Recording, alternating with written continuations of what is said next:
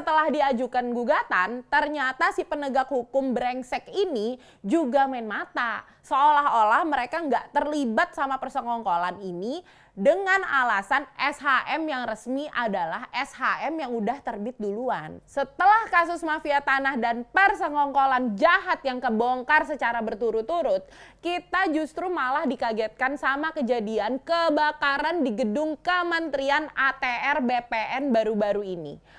Menurut saya nih, bukan sekedar musibah biasa. Begitu dengar kabar ada dugaan dokumen penting hilang, otak manusia tuh langsung mikir ini kira-kira ada yang main nggak di balik layar.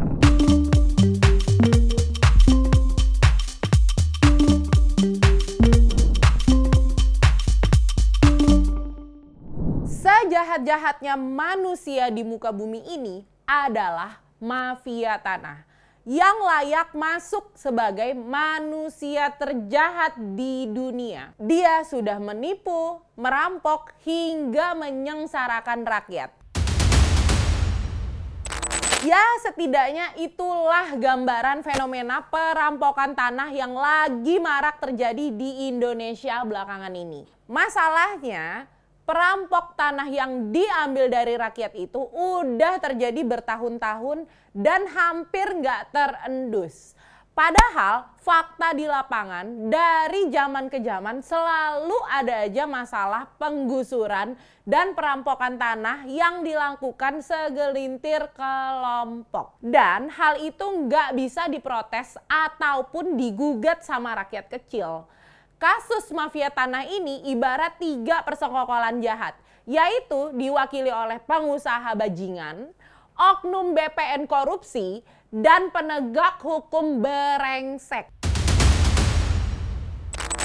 Kalimat ini saya dapat dari senior-senior saya yang emang udah hatam banget di dunia pertanahan.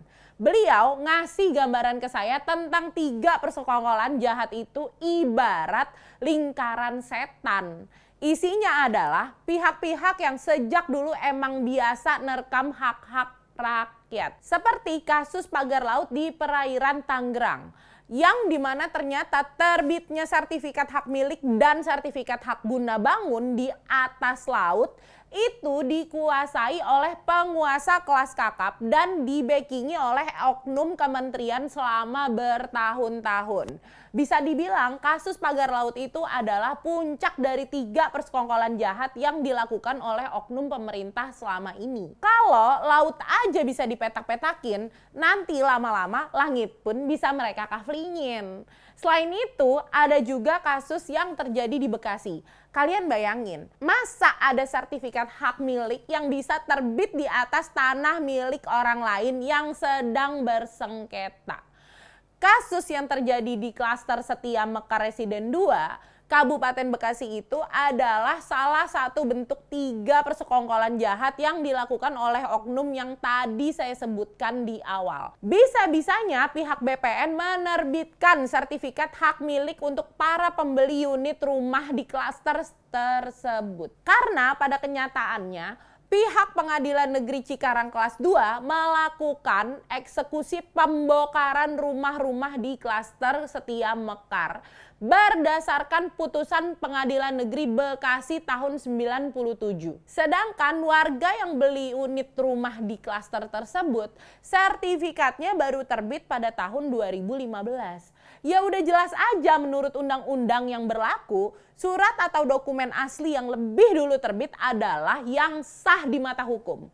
Kalau kejadiannya kayak begini, kalian pasti bingung siapa yang sebenarnya main mata di situ. Kalau menurut saya sih, emang udah jelas ini ada persekongkolan jahat yang bermain. Si penguasa yang punya duit, lihat lahan kosong. Dia urus surat-surat ke oknum BPN ketika di kemudian hari lahan dia disikat pemilik asli dari lahan tersebut.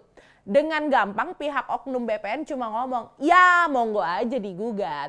Setelah diajukan gugatan, ternyata si penegak hukum brengsek ini juga main mata. Seolah-olah mereka nggak terlibat sama persekongkolan ini dengan alasan SHM yang resmi adalah SHM yang udah terbit duluan. Setelah kasus mafia tanah dan persekongkolan jahat yang kebongkar secara berturut-turut, kita justru malah dikagetkan sama kejadian kebakaran di gedung Kementerian ATR BPN baru-baru ini. Menurut saya nih, bukan sekedar musibah biasa. Begitu dengar kabar ada dugaan dokumen penting hilang, otak manusia tuh langsung mikir ini kira-kira ada yang main nggak di balik layar. Jadi Kementerian ATR BPN ini kan ngurusin sertifikat tanah, izin hak guna usaha dan dokumen penting lainnya. Kalau dokumen-dokumen ini hilang gara-gara kebakaran, bisa kacau dong satu negara ini. Gimana nasib orang-orang yang lagi berjuang soal tanahnya? Atau jangan-jangan ada sesuatu yang sengaja mau ditutupin? Emang sih Menteri ATR BPN Pak Nusron Wahid sebelumnya udah sempat bilang kalau dokumen-dokumen penting di gedung tersebut dalam posisi aman. Tapi jujur aja, kita udah terlalu sering dengar omongan-omongan yang nyepelein kayak gini. Transparansi itu penting. Jangan cuma ngomong doang, buktiin kalau emang nggak ada yang ditutup-tutupin. Dari pihak polisi katanya sih udah ngumpulin barang bukti dari lokasi kebakaran. Dari mulai abu, arang, sampai perangkat elektronik yang terbakar. Harapannya sih investigasi ini beneran jujur dan gak diatur-atur. Jangan sampai kasus ini berakhir kayak banyak kebakaran di instansi pemerintah sebelumnya yang ujung-ujungnya ngilang gitu aja. Dari sudut pandang gue sebagai warga biasa, ini menunjukkan betapa lemahnya sistem pengamanan dokumen pemerintah. Kenapa sih dokumen-dokumen penting belum semua digitalisasi? Ini udah tahun 2025 loh. Masa masih ngandelin dokumen fisik doang? Kalau pemerintah beneran niat reformasi birokrasi, semua data harusnya udah aman tersimpan digital dan bisa diakses kapan aja. Selain itu, kejadian ini bikin mikir soal keamanan kantor-kantor pemerintahan. Kalau sekelas gedung kementerian aja bisa kebakar segampang ini, gimana dengan instansi lain yang juga nyimpen data penting? Apa sistem pengamanannya udah bener atau masih seadanya? Dari sisi politik, kebakaran ini bisa bikin masyarakat kita makin gak percaya sama pemerintah. Kalau investigasinya gak serius dan transparan, gue yakin makin banyak orang yang bakal skeptis. Jangan sampai kepercayaan rakyat makin terkikis cuma gara-gara kasus ini gak ditangani dengan baik. Harapan saya nih ya, dari sederet permasalahan yang terjadi, polanya ini kan udah kelihatan, udah kebaca lah istilahnya. Awalnya ada kasus yang viral, terus aib-aib para oknum mulai terbongkar. Terus tiba-tiba nggak ada angin, nggak ada hujan, terjadilah kebakaran di saat rakyat lagi fokus banget sama proses pengusutan kasusnya. Sebaiknya Pak Prabowo sebagai Presiden Republik Indonesia berani tampil dan jadi pahlawan beneran. Jangan jadi pahlawan kesiangan kayak yang Fufu Fafa. Pak Prabowo muncul dan ngeluarin statement yang tegas dan lugas dong. Jangan curhat mulu pas lagi di mimbar.